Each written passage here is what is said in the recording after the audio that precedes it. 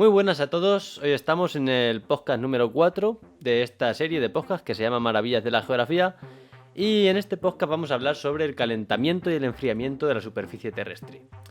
Para cualquier geógrafo, y en especial para los geógrafos físicos, conocer las temperaturas, tanto del aire como de la capa edáfica, constituye un dato imprescindible. La temperatura es la medida de la energía calorífica y los organismos responden directamente pues, a estos cambios de temperatura, ¿no? La temperatura tiene mucho que ver con la radiación. La temperatura cambia como resultado de una pérdida o ganancia de energía. Cuando una sustancia absorbe energía, pues la temperatura de superficie aumenta y se pasa pues de energía radiante a energía calorífica, ¿no? Se pasa de energía, como he dicho anteriormente, radiante, la que irradia el sol, a pues ser energía en forma de calor. La temperatura es algo imprescindible para la vida en la Tierra. Imagínate una zona donde hace un frío muy grande. Por ejemplo, imagínate una zona de menos 50 grados, que las hay en el planeta, o incluso menos 70 grados. Pues esto puede reducir o incluso paralizar a muchos organismos y a los procesos bioquímicos que en ellos se desarrollan. Imagínate tú quedarte a menos 50 grados a la intemperie sin poder hacer un fuego o sin tener un refugio, pues básicamente te congelarías. Pues esto le pasa pues a los organismos. Hace poco salió en las noticias que no sé dónde era, en un país del norte, del Polo Norte, ¿no? Cercano al Polo Norte, pues que los animales se habían congelado. Pues imagínate unas temperaturas tan extremas que incluso los animales que viven en esas zonas se congelen. Pues esto es lo que pasaría, ¿no? Igual pasa con temperaturas extremadamente altas, pero las frías pues pueden ser incluso más agresivas. Bueno, por ello, la temperatura es algo imprescindible para el medio ambiente en el que llevamos a cabo nuestras actividades vitales. Hay que tener en cuenta también los ciclos naturales del cambio de temperaturas con los que estamos familiarizados y que también pues, se encuentran más alterados por el cambio climático. Hay un ritmo diario de aumento y descenso de las temperaturas.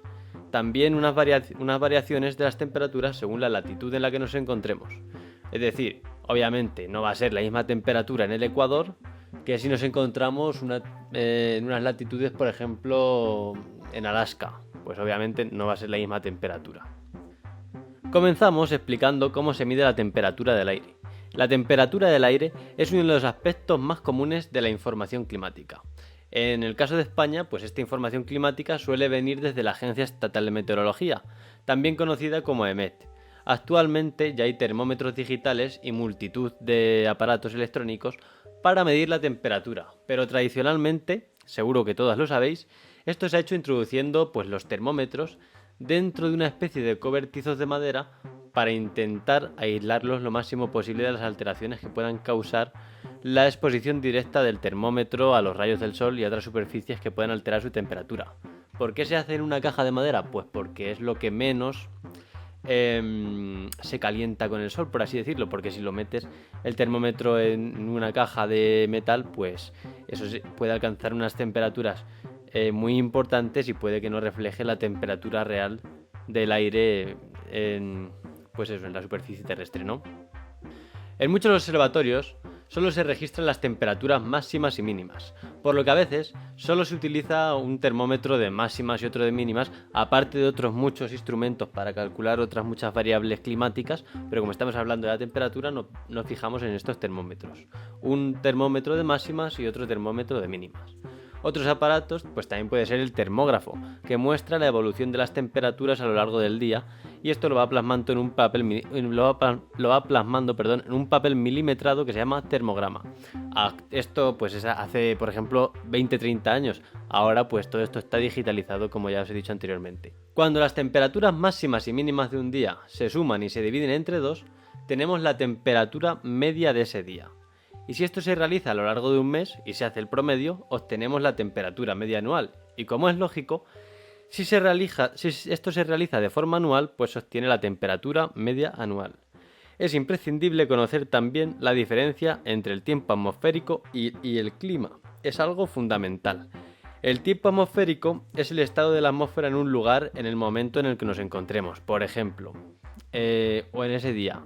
Tú sales hoy a la calle y dices, pues está nublado y hace un viento de 50 km por hora, una humedad de tal, una temperatura de tal. Eso es el tiempo atmosférico de ese lugar en ese momento. Incluso digamos que se puede extrapolar al tiempo que va a hacer en este día, pero no se debe confundir tiempo atmosférico con el clima que hace. Es decir, no podemos decir tenemos un tiempo mediterráneo de interior. No, eso es un clima, ¿vale? Por lo tanto, mientras que el tiempo atmosférico es eso que os he explicado antes, pero el clima, digamos, que es esa sucesión de tiempos atmosféricos durante 20 años. Entonces, pues con estos datos recogidos durante 20 años, podemos sacar conclusiones sobre las características del clima de esa zona. En todos los países del mundo, a excepción de Estados Unidos, utilizamos la escala de grados Celsius para medir la temperatura. En esta escala, pues tenemos los 0 grados centígrados o Celsius, que corresponde al punto de congelación del agua, y los 100 grados es el punto de ebullición del agua. Pero en Estados Unidos utilizan la escala de Fahrenheit. En estos, pues el punto de ebullición es de 212 grados Fahrenheit y el punto de congelación se encuentra en los 32 grados Fahrenheit. ¿Y si nos vamos a la montaña? Siempre se dice que en la montaña la temperatura es diferente a las zonas de nivel del mar. Pero, ¿te has preguntado alguna vez por qué? El rápido decrecimiento de la densidad de la atmósfera trae consigo mayores cambios en el medio. Cambios en cuanto a la radiación y al calor a nivel de la superficie terrestre.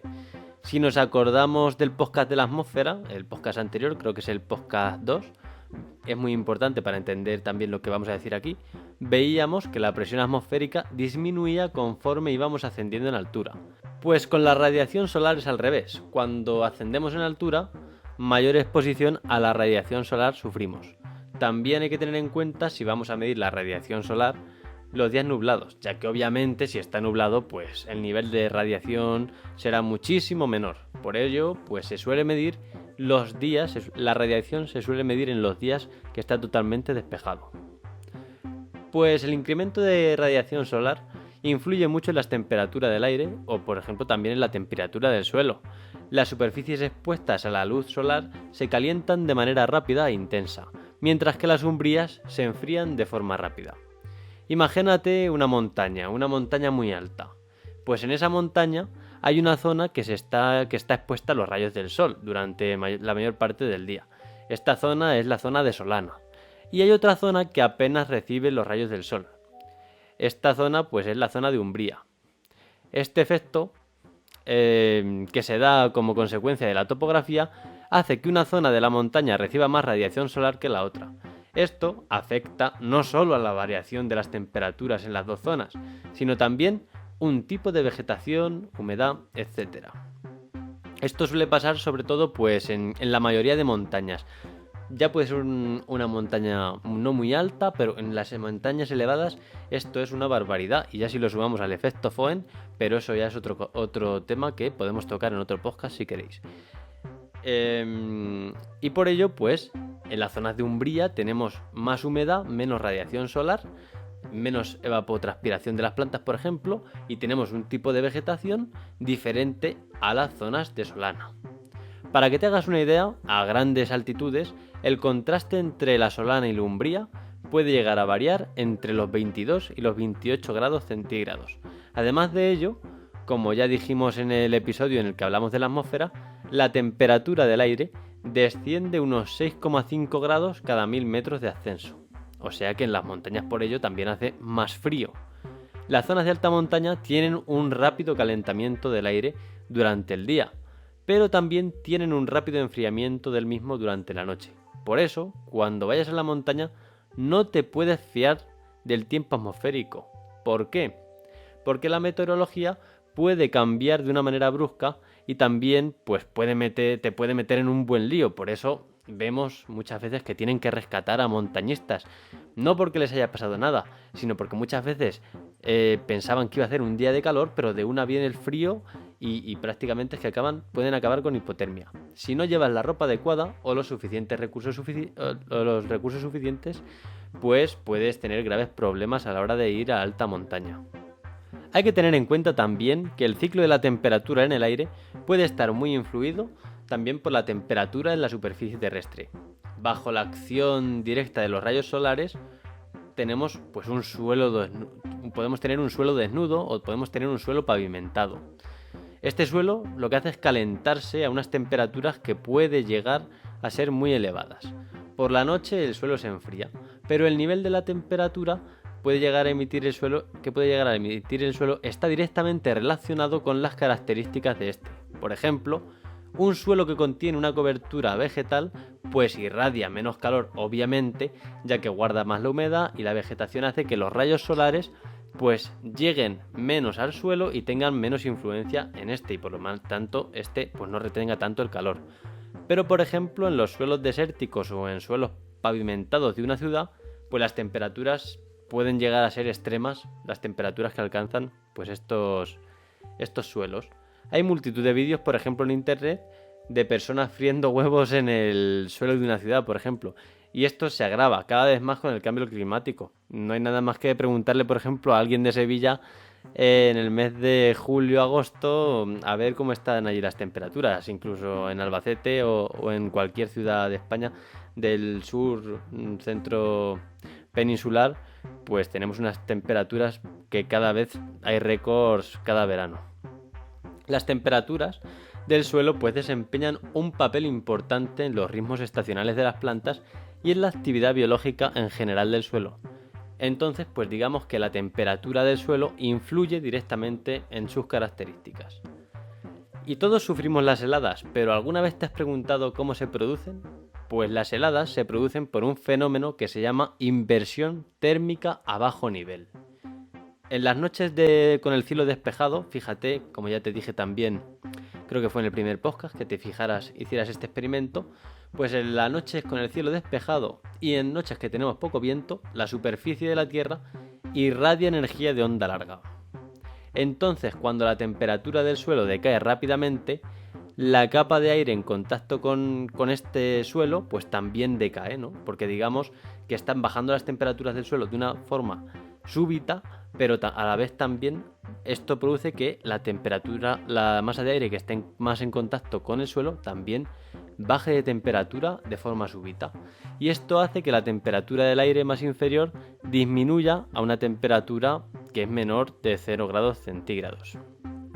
Esto provoca que algunas plantas mueran de congelación, por ejemplo.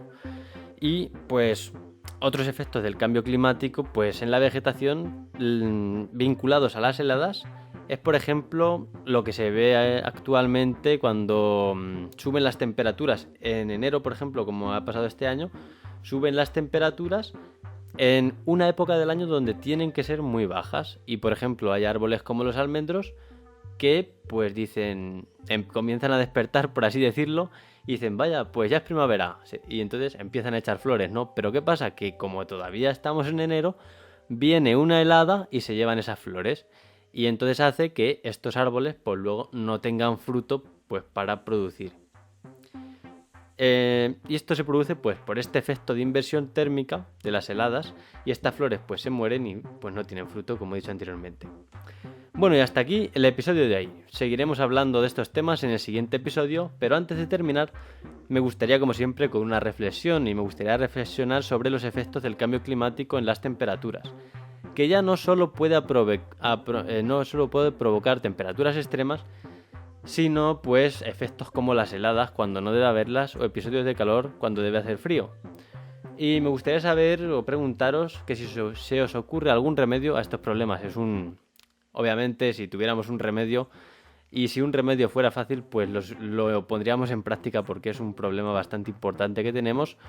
Pero si os ocurre algún remedio, eso me gustaría saberlo. Y bueno, pues nos vemos en el próximo podcast, que lo haremos el sábado que viene, como siempre, ya sabéis. Podcast todos los sábados, y seguiremos tratando estos temas de las temperaturas, que a mí me parecen unos temas apasionantes, la verdad. Así que ya sabes, dale un like, suscríbete y el like sobre todo sabes que ayuda mucho y si lo das pues te lo agradezco. Así que bueno, nos vemos en el próximo sábado. Adiós, compañeros.